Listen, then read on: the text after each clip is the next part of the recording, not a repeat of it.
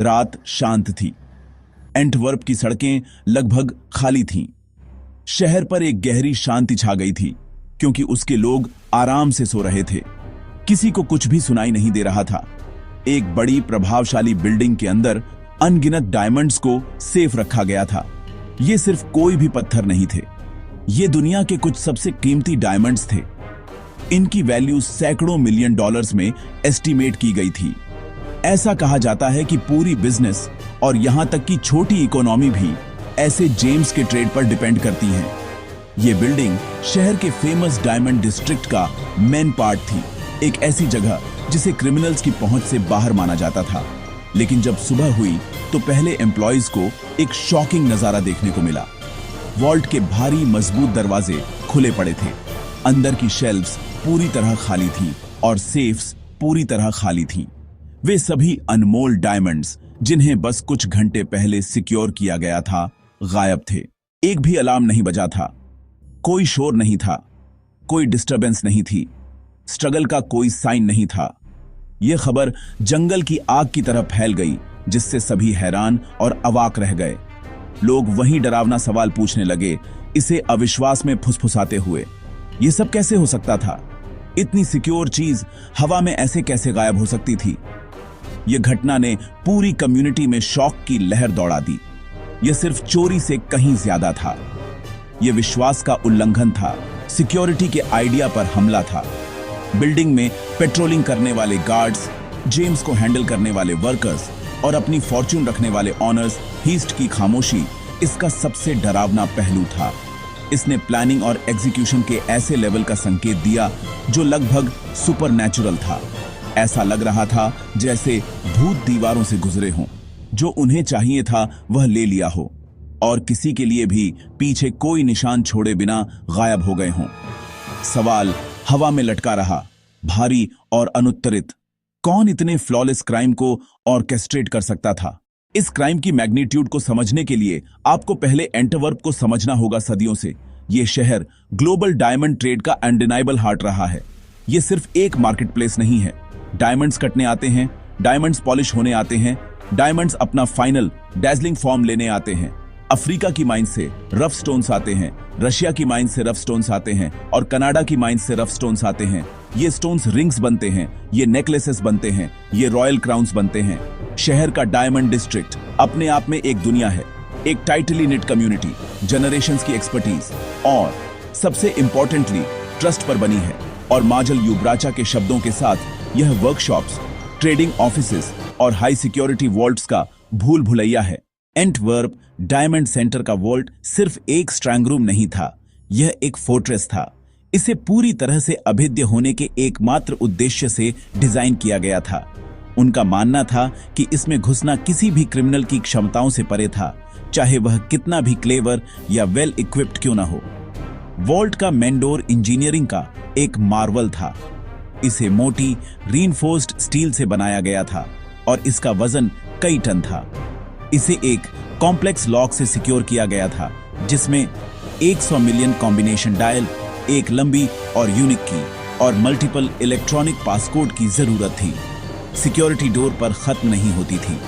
Vault की दीवारें मोटी स्टील रीइंफोर्स्ड कंक्रीट से बनी थीं, जिसे ड्रिलिंग, एक्सप्लोसिव्स और ब्रूट फोर्स अटैक का सामना करने के लिए डिजाइन किया गया था। अंदर पूरे एरिया को सेंसर्स के सोफिस्टिकेटेड नेटवर्क द्वारा मॉनिटर किया जाता था। मोशन डिटेक्टर्स थे, हीट सेंसर्स थे और डार्कनेस डिस्टर्ब होती तो लाइट सेंसर्स अलार्म ट्रिगर करते। मैग्नेटिक फील्ड वॉल्ट डोर को प्रोटेक्ट करती थी, छेड़छाड़ होते ही अलर्ट देती। पूरी बिल्डिंग कांस्टेंट सर्विलांस में थी। दर्जनों कैमरा हर कॉरिडोर, हर एंट्रेंस और हर कोने पर नजर रखते थे, 24 घंटे रिकॉर्ड करते थे। यह कहानी की चोरी कैसे हुई रहस्य में डूबी हुई है। धुंधले सुरागों, इंटेलिजेंट गेसवर्क। चोरों ने ब्रूट फोर्स इस्तेमाल नहीं किया, उन्होंने दरवाजा नहीं उड़ाया या दीवारों में ड्रिल नहीं किया। इसके बजाय वे भूतों की तरह चले, चालाकी और मेटिकुलस प्लानिंग का इस्तेमाल किया। उन्होंने अपना ऑपरेशन महीनों या शायद सालों पहले ही शुरू कर दिया था। उन्होंने शायद ब्लूप्रिंट्स का अध्ययन किया, गार्ड्स के रूटीन को ऑब्जर्व किया, और सिक्योरिटी सिस्टम की सूक्ष्म कमजोरियों को पहचाना। हीस्ट की रात को उन्होंने बिल्डिंग में क्रिमिनल्स के रूप में नहीं बल्कि ऑर्डिनरी टेनेंट्स के रूप में एंटर किया। उन्होंने शायद जाली आइडेंटिफिकेशन का इस्तेमाल किया या शायद उसी बिल्डिंग में एक ऑफिस किराए पर लिया। उन्होंने कैमरे को तार काटकर नहीं बल्कि लेंस को टेप से ढककर डिसेबल कर दिया। अलार्म को धोखा देकर बायपास किया। उन्होंने यूनिक फुटलॉन्ग की एक कॉपी प्राप्त की। उन्होंने 100 मिलियन कॉम्बिनेशन कोड का भी पता लगा लिया। एक थ्योरी बताती है कि उन्होंने शील्ड का इस्तेमाल किया ताकि हीट सेंसर्स को रोक सकें।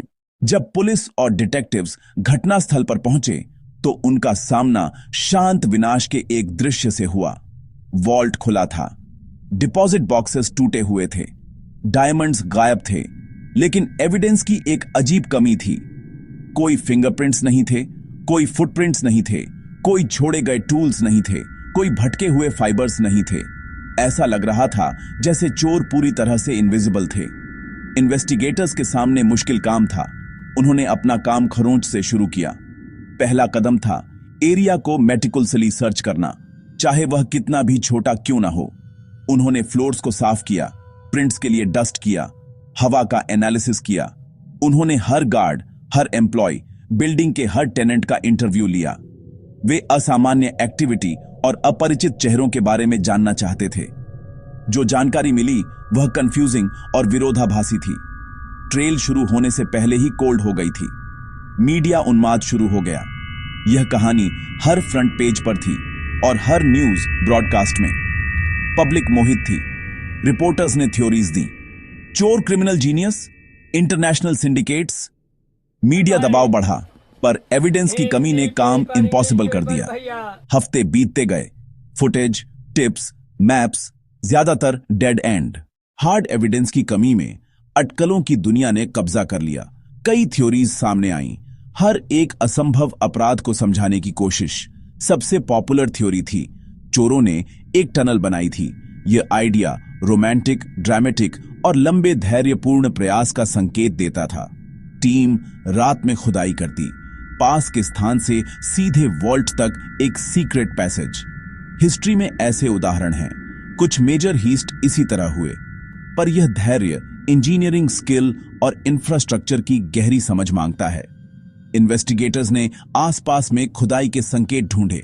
कुछ अनकन्फर्म्ड रिपोर्ट्स आईं, पर वॉल्ट तक सीधे टनल का कोई डेफिनेटिव प्रूफ पब्लिक नहीं हुआ। दूसरी थ्योरी, एक मेजर इंटरनेशनल क्रिमिनल ऑर्गेनाइजेशन का काम।